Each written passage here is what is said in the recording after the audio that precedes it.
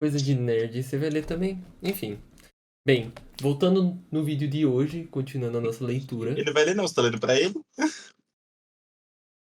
É verdade, você me pegou nessa, mas enfim. Voltando aqui no vídeo de hoje, eu vou continuar a leitura. Estamos na página 72.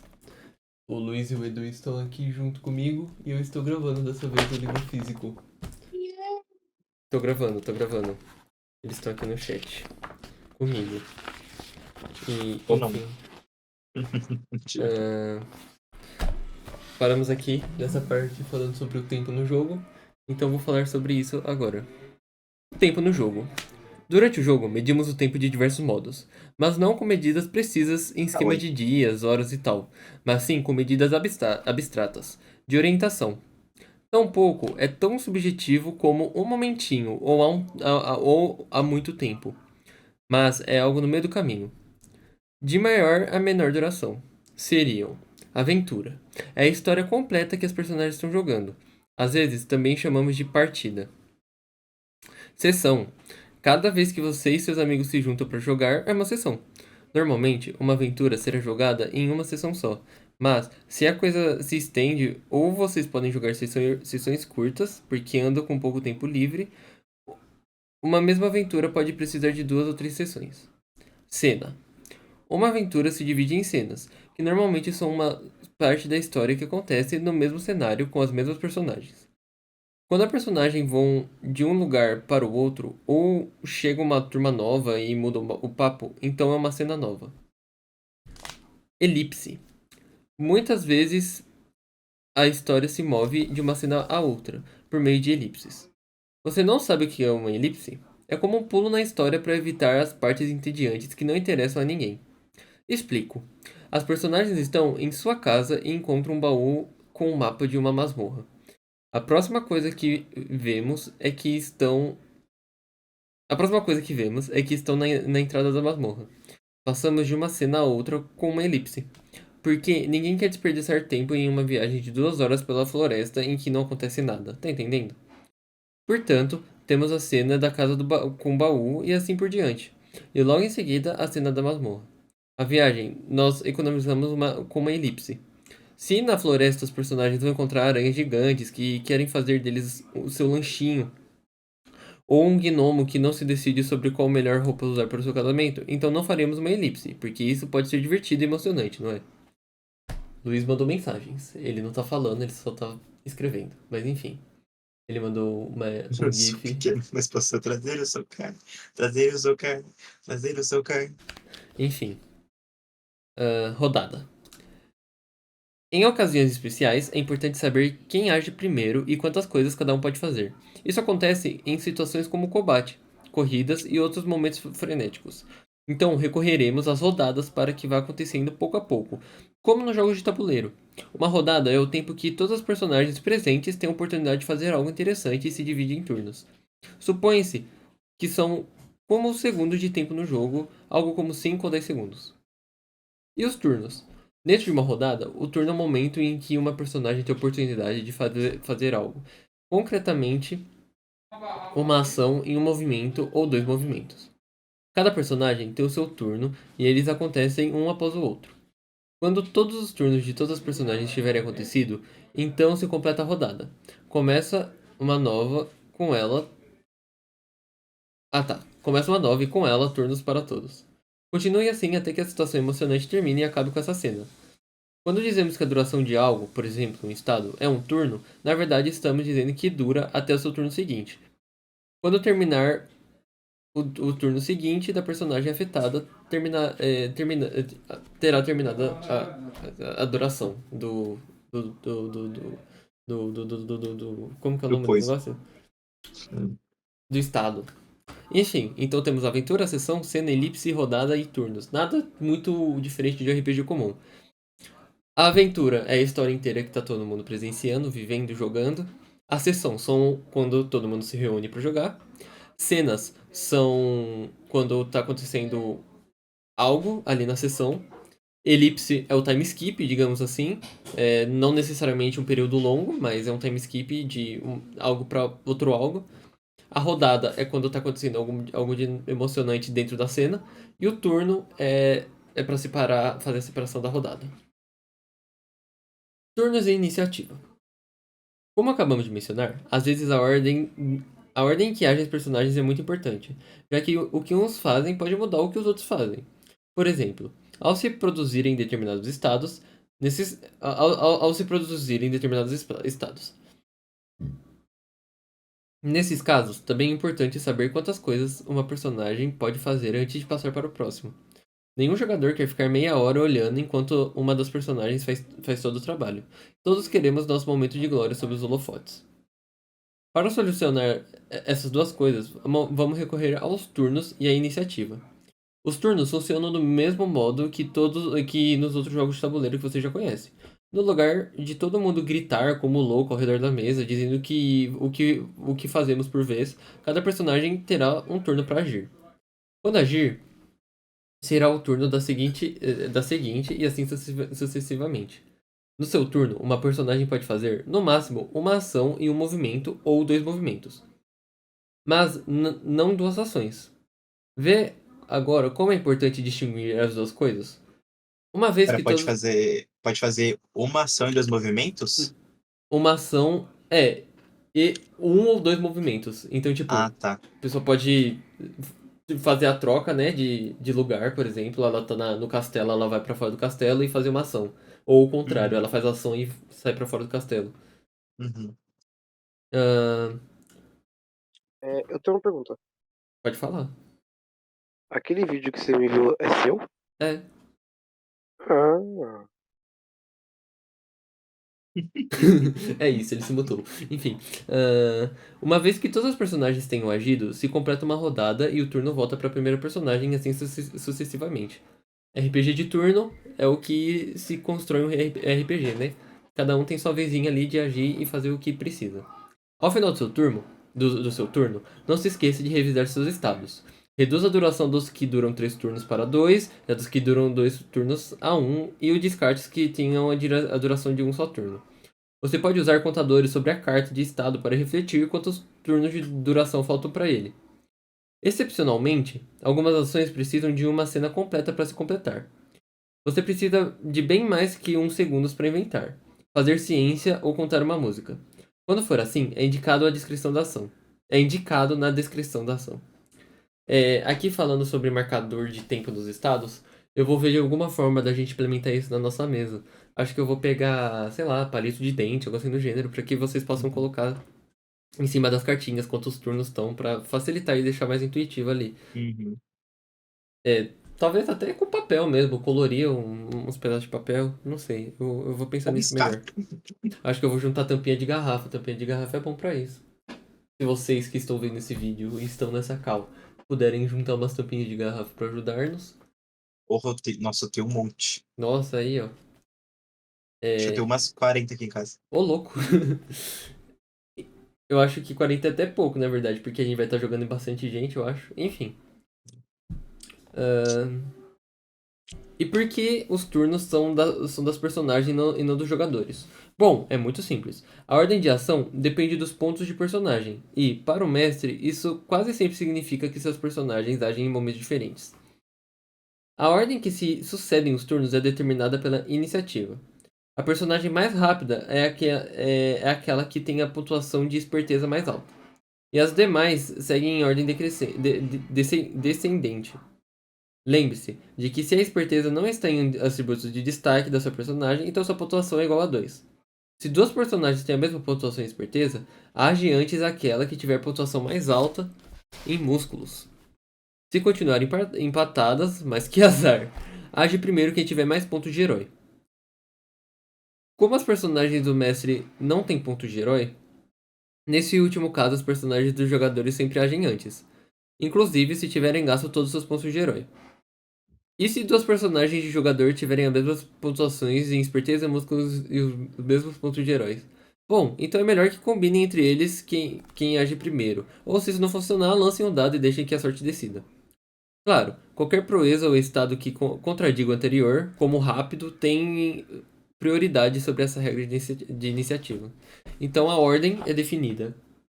por esperteza, músculos e os pontos de herói. Ah, isso é legal se fosse jogada de dado, mas tudo bem.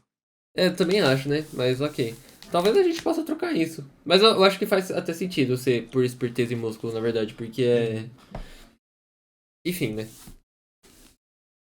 É o que condiz com a ficha do personagem mesmo. Então, whatever.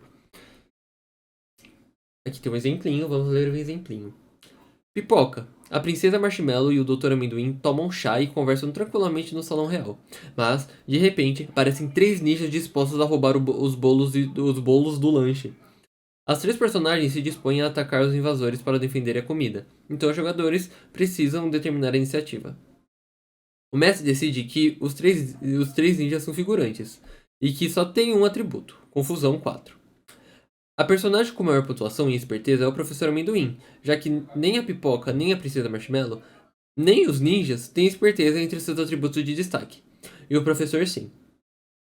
Entre os outros 3, Pipoca tem músculo 5, por isso supera a Princesa, que tem músculos 3, e os ninjas. Assim, a iniciativa fica desse jeito. Professor Amendoim, Pipoca, Princesa Marshmallow e Ninjas. Você não vai precisar se preocupar com turnos de iniciativa na maior parte do jogo. O mestre dividirá sua atenção entre os jogadores para que cada um tenha sua oportunidade de fazer algo interessante e a trama fluirá sem a necessidade de turnos e ordens de ação. Com isso, queremos dizer que você não deve ficar dividindo o jogo desse modo o tempo todo. Deixe isso para momentos em que seja realmente importante saber quem vai agir primeiro e o que cada um está fazendo. Uma situação comum em que isso acontece é o combate, mas poderia acontecer também um concurso de talentos, uma batalha de magos ou uma feira de demonstrações científicas. No entanto, em uma situação como encontrar uma personagem secundária na floresta e perguntar para ela qual é o caminho mais curto para ir até a cabana do povoado, não faz falta estabelecer iniciativa para saber quem pergunta primeiro. Se vários personagens colaboram em uma mesma sessão, cada um conta como se tivesse feito uma ação em seu turno. Mas o resultado não se resolve até que a última tenha agido, de modo que os dados de todos os jogadores não são lançados até esse momento. A escala de tempo. Há ações ou estados que duram um tempo determinado. O tempo que usaremos do menor para o maior são os seguintes: um turno, 3 turnos, uma cena, uma história e indefinidamente. Na descrição da ação ou do estado você vai encontrar qual é a sua duração. Embora se o mestre considerar que o tempo é importante para outros elementos da aventura, pode defini-lo com essa tabela. No entanto, algumas proezas ou outros modificadores fazem essa duração variar. Nesse caso, falaremos de passos, ou unidades de tempo. Por exemplo, se uma ação dura uma cena, mas você tem uma proeza que diz que dura um passo a menos, significa que dura 3 turnos. Ou se um estado dura um turno, mas um modificador diz que aumenta um passo, o estado durará 3 turnos. Imagine que isso é uma escada que você pode ir subindo e descendo. Então nós temos 5 passos. Um turno, 3 turnos, uma cena, uma história e indefinido. Se é alguma coisa de um turno e sobe um passo, então vai para 3 turnos. Se é de 3 turnos e sobe um passo, vai para uma cena. Se é de uma cena, sobe e é mais um passo. Então é uma história. E se é uma história e sobe um passo, é indefinidamente. E assim também vai para menos um passo, né? Acho que fica claro dessa forma. Saúde. A ação atacar e algumas outras circunstâncias, como cair de uma árvore ou comer uma fruta podre, podem causar danos aos personagens. O dano é medido em níveis de dano. Por exemplo. Que frase redundante, né? Mas enfim. Nas ações de atacar, cada sucesso que supere a dificuldade causa um nível de dano no alvo. Todos os personagens, exceto os figurantes, têm 4 caixas de saúde, que são riscadas conforme vão levando porrada. As figurantes têm um único nível de saúde. Cada nível de dano que a personagem sofre faz o jogador riscar uma caixa de saúde. Enquanto a personagem tiver caixas para riscar, nada acontece. Mas no momento em que uma personagem sofrer um nível de dano e tiver todas as caixas riscadas, ela é derrotada. Ganha um estado apropriado e que a deixa fora de combate pelo resto da cena. Então, ninguém morre, mas fica fora de cena, viu? Ah, então não tem morte. Não sei, porque eu vi nas cartas que tem morte. Vamos continuar lendo. Fora de combate não é um estado em si, mas significa que a personagem não poderá agir. O estado mais comum para isso é inconsciente, mas dependendo de como for o ataque, o mestre poderia determinar outro estado que gostar mais. Por exemplo, se o ataque foi como um raio de gelo, o estado poderia ser congelado.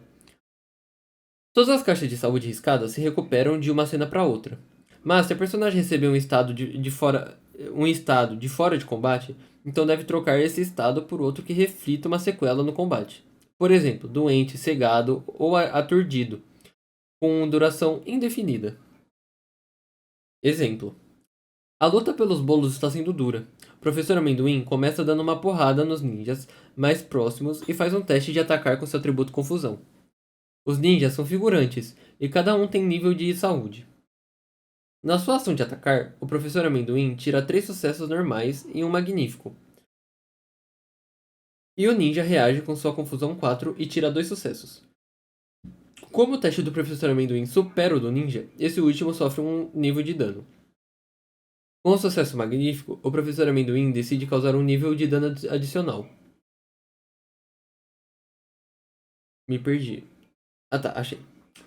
Como o segurante só tem um nível de saúde, o segundo nível de dano deixa esse ninja fora de combate e o jogador do professor Amendoim escolhe que ele fica inconsciente.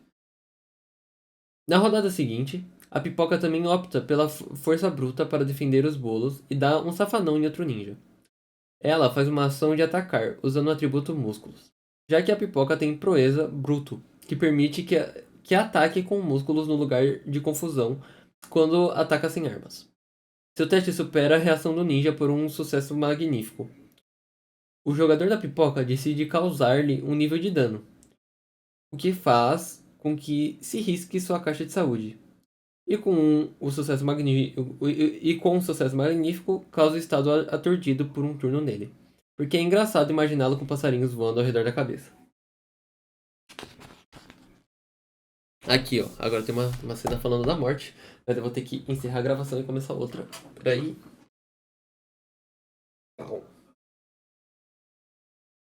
E eu tô indo assistir Liga da Justiça. E.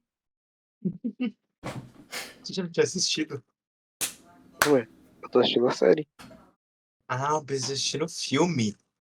Eca, não. Eu tenho amor à vida. Falando sobre a morte agora.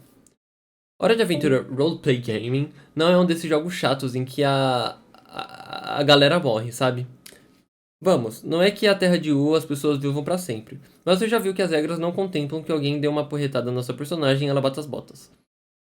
O pior que pode acontecer a uma personagem, segundo as regras, é que fique fora de combate. E mesmo disso, ela vai se recuperar rápido. Isso não impede que os figurantes e os monstros morram quando você dá porrada neles. É meio que algo que algo seu e do mestre. Mas a subida do telhado de uma personagem principal deveria ser um momento dramático e irado. Ou não. Se isso lhe parecer uma tolice, use essa regra. Quando uma personagem principal é colocada fora de combate com 3 ou mais sucessos magníficos, pode-se colocar nela em estado morto. É ruim, mas bom. É ruim, mas bom. Mas seus colegas ainda podem ir até a Terra dos Mortos para resgatar sua alma, não? Isso é legal. Dá pra ressuscitar. Sim. Mas aqui ele fala que só vai morrer se você for sofrer um dano de 3 sucessos magníficos. Ferramentas. Ou seja, só em boss. Não necessariamente em boss, né? Às vezes um figurante pode ter a sorte. Ferramentas. Ter as ferramentas adequadas para fazer uma ação torna a vida mais fácil. Espancar os malvados com uma espada é mais fácil do que com as mãos nuas. Fazer ciência com tubos de ensaio e outras coisas científicas é mais fácil do que sem eles. Fazer magia é melhor com uma varinha mágica ou com um livro de feitiços. Nós chamamos, genericamente, de ferramentas todos esses objetos que ajudam a fazer certas coisas. Não creia que estamos falando só de chaves inglesas e de fenda. Espadas, livros de encanamento e coisas científicas também podem ser chamadas de ferramentas. As ferramentas adequadas dão um bônus de mais 1 ou mais 2 ao atributo quando se faz uma ação em determinadas circunstâncias. Os tubos de ensaio darão a você mais 1 em cachola ao usar a ação ciência se estiver fazendo coisas de química, mas não servirão para nada em ações de ciência física hiperdimensional, nem para outras ações de cachola como as de colher. A critério do mestre, a bonificação do objeto pode ser aplicada também a certas reações. Óculos de detectar movimentos podem poderiam ser pensados a princípio para dar mais um a ações de buscar quando se tenta encontrar personagens escondidos, mas também poderiam dar esse mais um a reações às ações de espreitar. As ferramentas normais dão mais um ao atributo para uma única ação e só para um dos usos concretos da ação. Ferramentas mais iradas podem dar mais 2 no lugar de mais um, ou dar mais um a vários usos diferentes. Artefatos míticos, únicos e com nome próprio podem fazer coisas mais legais, podem ter suas próprias proezas e defeitos, dar bônus para coisas diferentes ou até mesmo dar mais 3.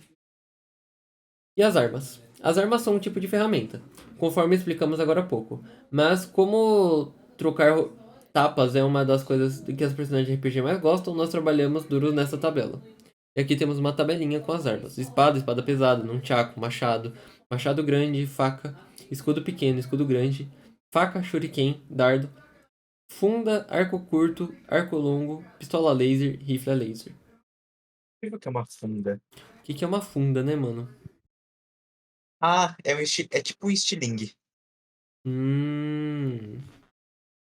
É aquele É, bagulho que o Davi é um usa, né, na estilingue. Bíblia. É tipo isso. É tipo, você bota uma bola, sei lá, de pedra, sei lá, enfim.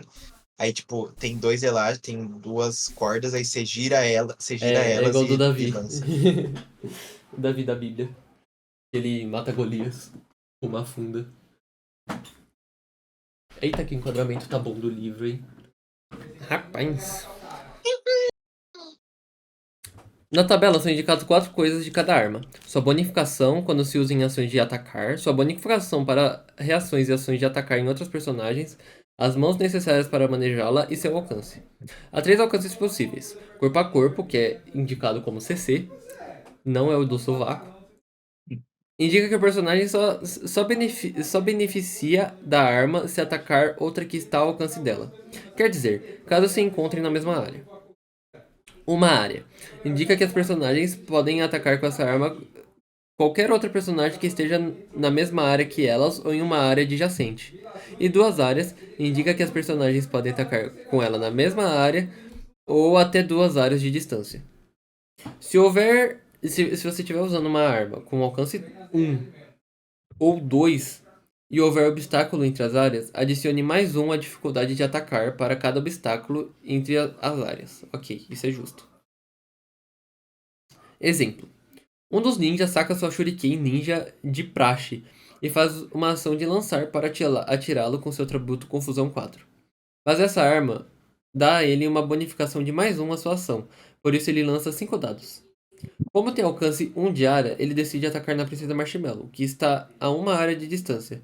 Consegue 2 sucessos e um sucesso magnífico. O jogador da Princesa Marshmallow confere na lista de ações se pode reagir à ação com seu atributo Confusão, então decide fazer isso. Além disso, carrega um prato também. Um prato de sobremesa que serve como um escudo pequeno e também dá uma bonificação de mais 1 à reação. Como confusão não é o atributo em destaque da princesa, ela lança 3 dados e no total consegue 3 sucessos normais. Esses sucessos anulam todos os do ninja, inclusive o magnífico. Então, o que acontece é que a princesa Marshmallow consegue dar a shuriken com seu prato de sobremesa. Hoje, os doces estão com sorte. As armaduras. Você quer o ventilador? Tá cheio de xixi aqui, não tá? Não. Incapaz desse gato ter mijado aqui. Mijão, hein? Não, mas não tá com cheiro. É mesmo? Peraí, vou abrir minha janela. Putz. Pior que vai entrar um monte de bicho. Ah, vou deixar assim.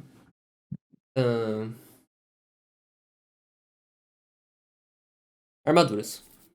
As armaduras também são um tipo especial de ferramentas, que proporcionam proteção para ignorar dano e ao mesmo tempo penalizam outras ações. As armaduras leves, como as peles ou casacos de couro, proporcionam mais uma reação diante ações de atacar ou lançar. As armaduras médias, como as cotas de malha ou consolete de couro batido, permitem reduzir o dano das ações de atacar ou lançar em um nível, mas causam uma penalidade de -1 às ações físicas. As armaduras pesadas, como o peitoral pesado, reduzem o dano recebido das ações de atacar ou lançar em 2 níveis, mas causam uma penalidade de -2 nas ações físicas. Os capacetes e elmos completos protegem 1 ou 2 níveis de saúde, mas em troca, causam uma penalidade de -1 ou -2 às ações de buscar e perceber e as reações de espreitar e esconder. Ou seja, a armadura leve você ganha mais mais um dado quando você for reagir. A armadura média você consegue anular um nível de dano, mas você perde um dado em ação física porque você perde mobilidade, teoricamente. A armadura pesada você reduz o dano em 2 níveis, mas causa penalidade de -2. E os capacetes eles conseguem também proteger 1 ou 2 níveis de saúde, mas em troca causa uma penalidade de -1 ou -2 as ações de buscar, perceber, reações de espreitar e esconder.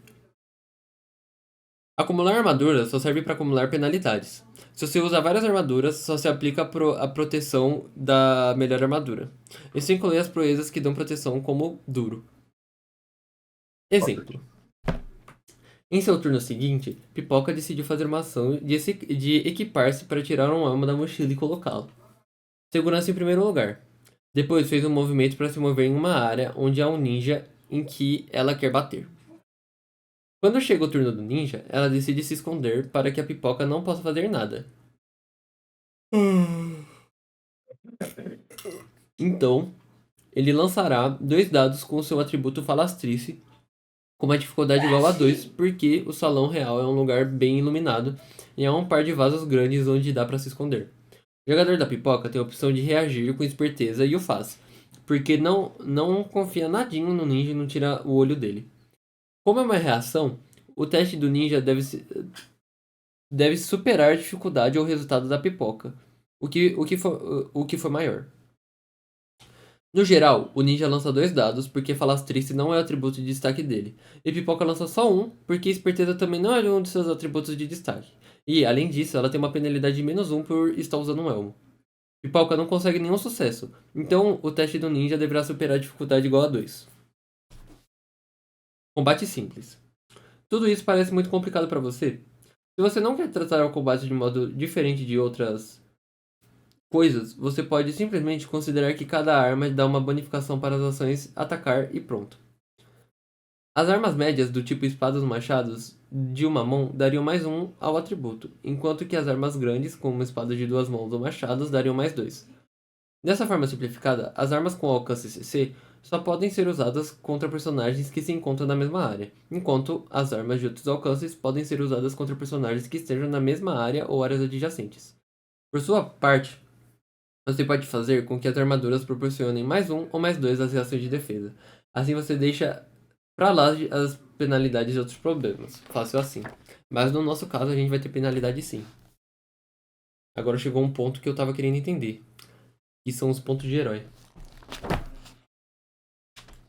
Eita, que tem livro pela frente ainda.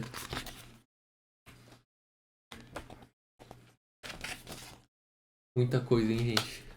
Olha. Tô com medo desse bagulho aí que o Luiz mandou. Mano, não abre. Agora eu vou ter que abrir. Que horror, cara. Meu Deus.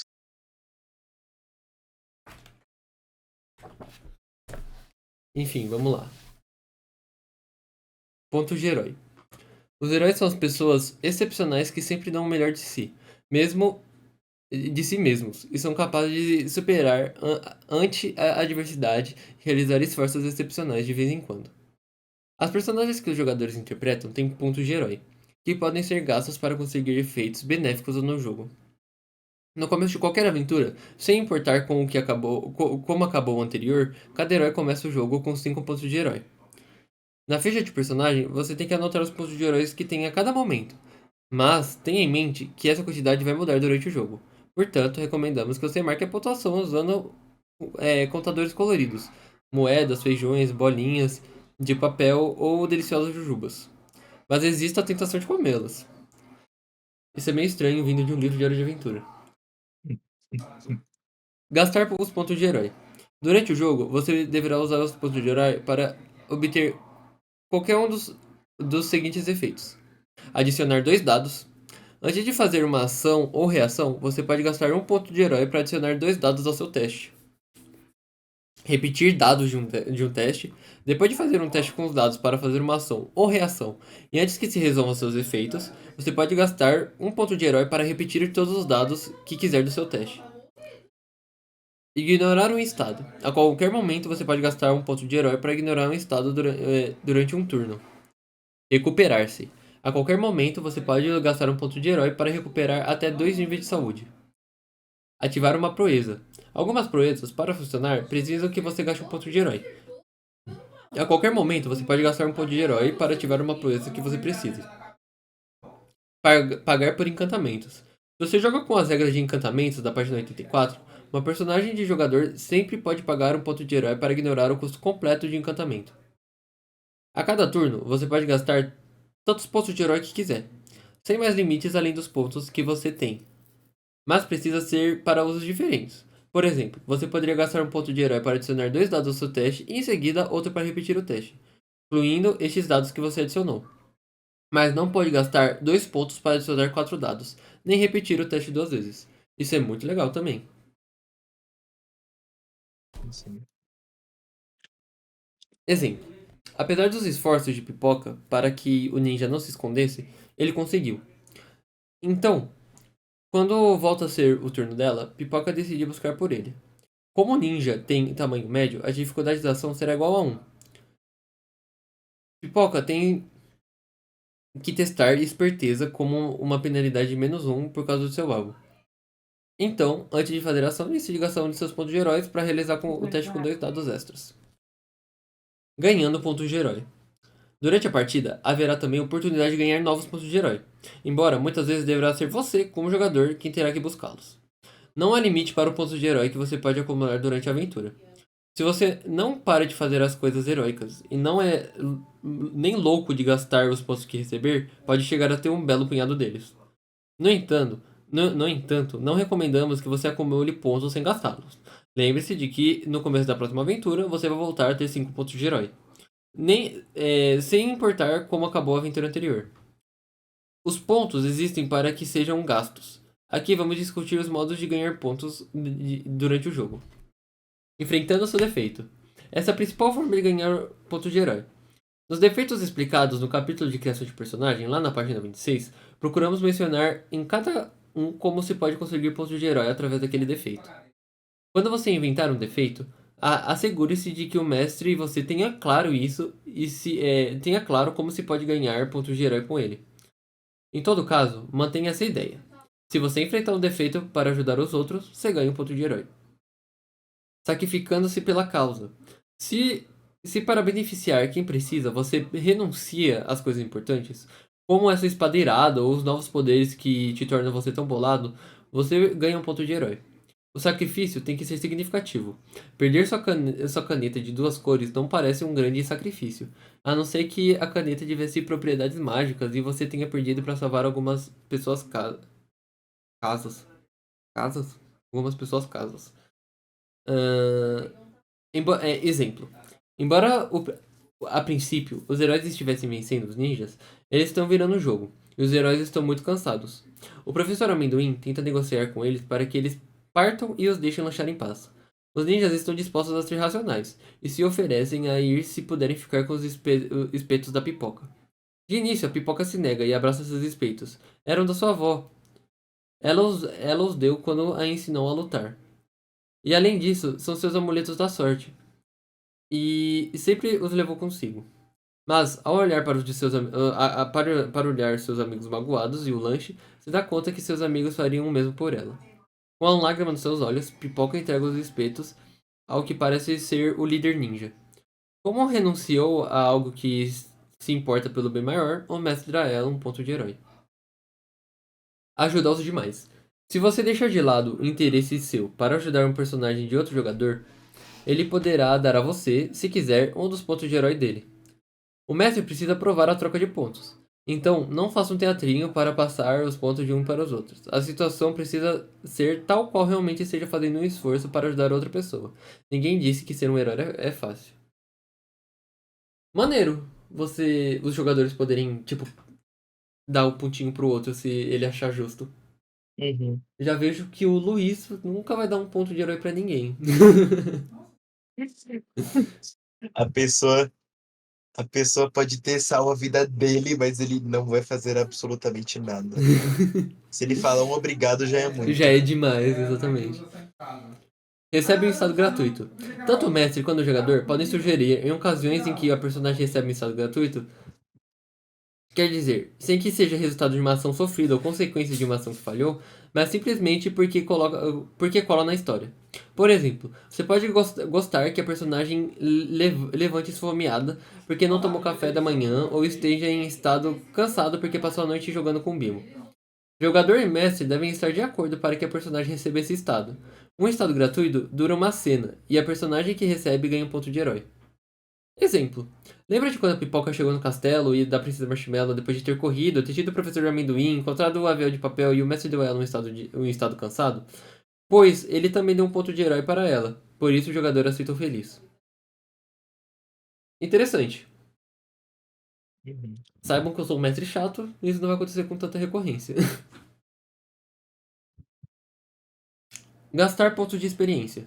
Às vezes você precisa desesperadamente de um ponto de herói e tem a reserva zerada. Que péssimo. Mas se você for um aventureiro experiente, ainda há uma possibilidade para você. Não se desespere. Você pode gastar 2 pontos de experiência do que você tiver recebido por suas aventuras passadas para comprar um ponto de herói instantâneo. Mas deverá gastá-lo imediatamente. Nada de guardá-lo para depois. Aí, pera aí, vou ter que parar a gravação. O que você falou do que você era um mestre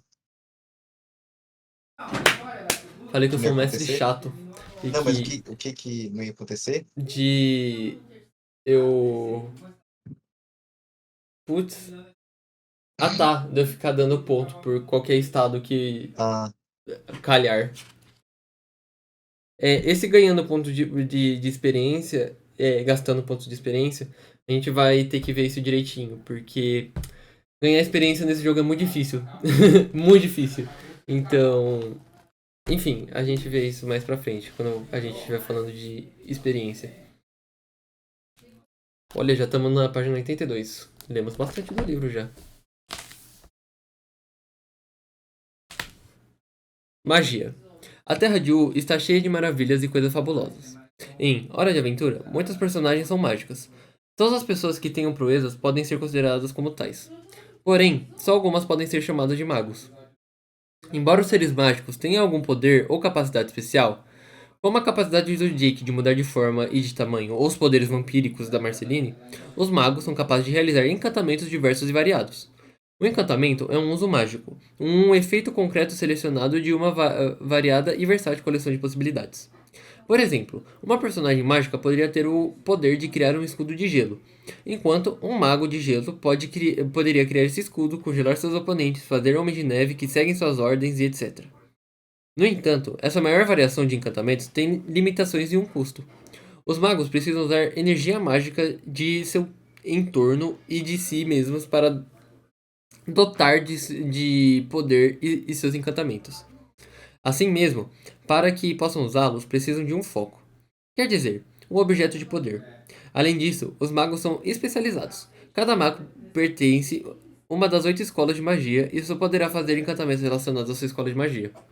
Ou seja, tem que ter um item mágico que vai te dar magia, como o Regelado é a coroa dele, por exemplo. E tem que pertencer a uma escola de magia também para você ser um mago específico. Cara, isso de magia parece muito complicado. Mas nem começaram a explicar ainda. Bom, tá bom. Ocupa um pedaço maior que o resto das regras já ocupa um pedaço. Passo. Passo, cara, passo. Certeza que é um tipo de aula de matemática. Não, de verdade, colega. É super radical. Bom, quer saber? Não importa. Se as regras de magia são muito complicadas pra você, não usa. Faça com que os magos tenham um bocado de proezas mágicas iradas e pronto. Para que uma personagem seja um tipo de mago, deve ter a proeza mago, do atributo teimosia. Essa é uma proeza mágica poderosa. Por isso, uma personagem maga recém-criada terá que ter uma pontuação teimosia 4 ou maior. Faz falta a força de vontade para manipular as energias mágicas. Na verdade, uma personagem com teimosia 3 poderá se transformar em maga durante o jogo, como pode ser visto nas regras de experiência na página 92. Mas avisamos que será um mago medíocre, como o pobre Abracadaniel, por exemplo. Então a minha personagem pode ser um fantasma que é um mago que lança raios? Claro, por que não? Simplesmente lembre-se que você tem que ter uma pontuação alta em teimosia, 4 ou 5, porque é um atributo que você vai fazer magia e com certeza é o que você vai usar mais vezes em testes. E quando escolher a proeza, coloque mago em teimosia, senão você não será um mago. Uma personagem que seja um mago tem acesso a uma ação especial, conjurar. Ao conjurar, o mago manipula as forças mágicas ao seu entorno e de si mesmo e as transforma em um efeito. O efeito é, de fato, o encantamento concreto que o mago está fazendo. Mas não nos adiantemos. O encantamento tem 3 elementos: nome, nível e efeito. O nome do encantamento é inventado pelo jogador ao fazê-lo, mas tem que ser irado e descrever o que o encantamento vai fazer. O nível do encantamento depende do quão potentes vão ser os seus efeitos, e vai fazer com que o encantamento seja mais difícil de fazer e que tenha um custo maior. O efeito é como se transfere o encantamento para as regras do jogo, e é determinado pelo jogador e pelo mestre em conjunto. O jogador sugere o que quer fazer e o mestre dá o tom de como se transfere para as regras. Segundo isso, o mestre determinará qual é o nível de encantamento. Atenção! Um mago não sabe uma lista fechada de encantamentos, mas ele domina uma escola de magia e pode fazer qualquer encantamento que o mestre aprove, e que pertence a essa escola. Vamos dar alguns exemplos de encantamentos de cada escola para que você tenha uma ideia, mas a magia deve ser uma coisa viva, imprevisível e variada, dê asas à sua imaginação. Então eu tenho que inventar um encantamento cada vez que eu quiser usar? Não exatamente. Em muitos RPG existem listas infinitas de encantamentos e o jogador tem que olhar essa lista para escolher o feitiço e anotar eles na ficha. E a personagem só pode fazer esse encantamento até que aprender outro. Hora de aventura é outra coisa. Quando quiser lançar um encantamento, você o inventa. Mas isso não impede que você anote em sua ficha de personagem se você quiser lembrar ele para outra vez. Se você voltar a usar, ótimo. Mas se em outra situação você decide que outro encantamento seria melhor, então pode criar outro também e ótimo. Isso é legal, o mago é bem versátil aqui então. Mestre, eu tenho um ataque. Eu subirá um down. Você vai começar a dançar. Eu faço alguém de trouxa que não se que nem a Maria Joaquina faz com o Cirilo. To be down, down, to be down, down. Gustavinho. Gustaguinho. Foi mal, amigos, esqueci de ligar o microfone. Só tô aqui pra fazer um teste mesmo, que eu tenho uma sensação de novo que a internet foi pro caralho por algum motivo que eu desconheço. Você tem a sensação? Só pra testar Não mesmo. é tipo um fato do que aconteceu? Que ela Minha voz tá ela parou de normal, usar por não um tá dia caindo nem inteiro. porra nenhuma. Não, sua voz tá normal. Amigos. Sua voz tá normal, mas eu acho que você não tá nos ouvindo bem, né? Amigos. Eu acho que a internet não voltou, não, viu? Não voltou, Gustavo.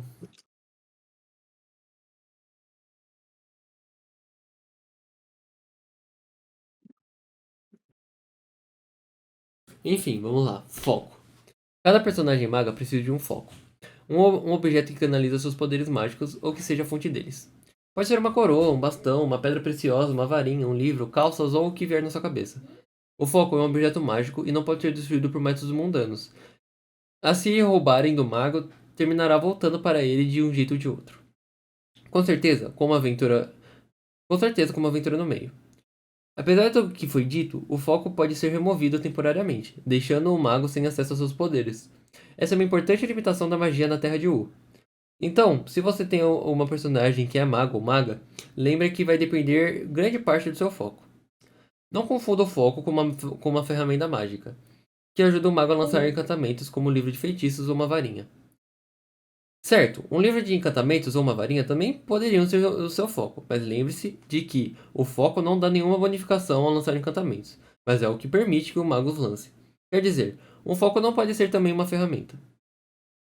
Então o foco tem que ser obrigatoriamente uma varinha mágica? Que nada, isso aqui é hora de aventura, pode ser qualquer coisa. Inclusive o cachimbo, se você quiser, sim, escolhendo o cachimbo como foco para o fantasma mago. Custo dos feitiços. A magia precisa se alimentar com energia mágica, que se extrai do entorno ou do próprio mago. No jogo, o mago tem que pagar o efeito com o nível de saúde para cada nível de encantamento. No entanto, cada sucesso magnífico que se obtenha ao conjurar pode ser usado para reduzir esse custo em 1. Assim, o encantamento de nível 1 é grátis se o mago obtém um sucesso magnífico, mas custa-lhe um nível de saúde se não o obtém. O encantamento de nível 2 custa 2 níveis de saúde, mas se o mago obtiver um sucesso magnífico, só lhe custará 1 nível de saúde, e se obtiver 2, não lhe custará nenhum. E o feitiço de nível 3 custará 3 níveis de saúde ao mago, mas se obtiver sucesso magnífico, custará 2, se obtiver 2, custará 1, e se obtiver os 3, vai custar nenhum, sacou? Os sucessos magníficos, usados para reduzir o custo de encantamento, representam que o mago está extraindo energia ao seu redor. Então, não tem que pagá-lo por conta própria.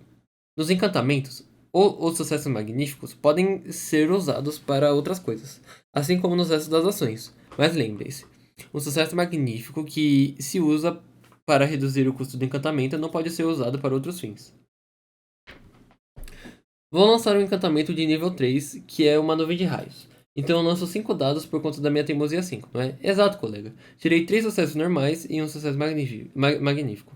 Bom teste, você consegue lançar um encantamento e, como tem um custo de 3 níveis de saúde, só vai lhe custar 2. Marque porque com um sucesso magnífico dá 3. Se ao fazer um encantamento, o mago não tiver nível suficiente de saúde para pagar ele, o jogador pode escolher se o encantamento falha ou se funciona. Se o encantamento falha, não incorrerá em custo algum, mas se tiver sucesso, ele perderá todos os níveis de saúde que tiver e ficará inconsciente imediatamente depois de o encantamento fizer efeito. Em todo caso, uma personagem de jogador sempre pode pagar um ponto de herói para ignorar o custo completo de encantamento. Oh não, só me resta uma caixa de saúde. Isso significa que eu fico inconsciente depois de lançar o encantamento? Não, não depois de lançá-lo, mas imediatamente depois que fizer o efeito. Mas você também pode decidir que o encantamento falhou, então nem vai ter efeito, nem vai custar nada. Mas eu quero que tenha efeito e continuar o combate. Os pontos de herói servem pra alguma coisa. Eu tenho um montão. Claro, se você gastar um, vai ignorar o custo do encantamento. Nossa, que radical esse ponto de herói. As escolas de magia. Ah, enfim, essa parte de magia eu acho que ficou claro, não? Acho que sim. Na Terra de Bem U de boa. são conhecidas 8 escolas de magia. Mas quem sabe poderiam existir mais de outras dimensões ou mundos paralelos. Cada escola tem um âmbito de atuação e reúne o tipo de coisas que podem fazer. Contudo, há alguns efeitos que podem ser conseguidos por diferentes escolas, cada uma a seu modo. Por exemplo, a escola de fogo poderia permitir que o mago voe impulsionando por labaredas, enquanto a escola de rocha poderia fazer com que o mago viajasse por um escorregador de pedra que vai se criando sob seus pés. A escola de vida poderia fazer com que ele crescessem asas, e a escola de ar criar ventos fortes e o levarão a um lugar alto. Como é? Todos os magos são iguais? Não, não, seu maluco. Também não é isso. Mas sim, é verdade que cada escola de magia é mais um toque de cor para fazer uma série de coisas muito parecidas, mas de maneira ligeiramente diferentes. Lá, lá, lá, lá, lá, lá, não tô te ouvindo. Lá, lá, lá, lá, lá, lá. O gelado é bobão, hein? Olha, vou me manter aqui durante alguns minutos. Eu imagino que. Não sei. Também não sei, mano. Também não sei, mano. Continua papeando. Aqui agora fala das escolas que tem. Ar. Estados associados. Crédula e deslumbrada. A escola de ar manipula os ventos, cria tempestades, pode tornar Ixi, me perdi. A escola de ar manipula os ventos, cria tempestades, pode tornar as coisas mais rápidas, criar arco-íris e outros efeitos de luz. Com ela, é efeito lançar raios. É possível lançar raios, voar, trocar a cor das coisas e outras bobagens. Sua escola oposta é a escola de rocha. Marceline, você quer que o seu seja fantasma que lance raios, não é? Então essa é a sua escola. Dimensional. Estados associados. Impressionado e escondido. A escola dimensional permite trocar a forma e o tamanho das coisas. Teletransportar-se, tornar-se invisível ou intangível, invocar seres de outras dimensões ou viajar para ela, entre outras coisas. Tem como oposta a escola mental. Fogo, estado associado, queimando. A escola de fogo permite criar e manipular as chamas, voar envolto delas, aumentar a temperatura das coisas e efeitos similares. Sua oposta é a escola de gelo. Gelo tem estado associado com gelado. A escola de gelo permite baixar a temperatura das coisas, criar tempestades de neve, manipular a água e o que acontece com ela relacionado ao frio. Sua escola oposta é a de fogo. A mental. Concentrado, confuso e enfeitiçado. A escola mental permite criar ilusões, controlar todo mundo, mover objetos com o pensamento, se comunicar telepaticamente, ler a mente, se tornar mais esperto e outras coisas psíquicas alucinantes. A sua oposta é a dimensional. A escola da morte. Assustado, doente. Essa escola pratica uma magia muito má. Permite invocar demônios, levantar os mortos de suas tumbas, se transformar em coisas horrorosas, causar pragas e enfermidades, Meu invocar Deus, que incrível. fantasmas e outras coisas terríveis que seguem o mesmo estilo. É o oposto da escola da vida. Rocha. Estado associado, paralisado. Essa escola permite a manipulação dos cristais, da pedra, da areia, do vidro e de todos os outros tipos de minerais. Permite transformar seus inimigos em pedra, se tornar resistente como a rocha, extrair poderes das pedras preciosas e coisas desse estilo. A oposta é a do ar. E a escola da vida. A escola da vida permite controlar animais e plantas, comunicar-se com eles, alterar o próprio corpo e o dos outros, curar, se tornar mais forte e outras agitações iradíssimas relacionadas com a natureza. Seres vivos e as coisas hippies. Se opõe à escola da morte. Agora aqui tá falando sobre conjurar, que é bem extenso, viu? Mas vamos lá. Ui, que calor. Preciso de água. Pera aí, já volto.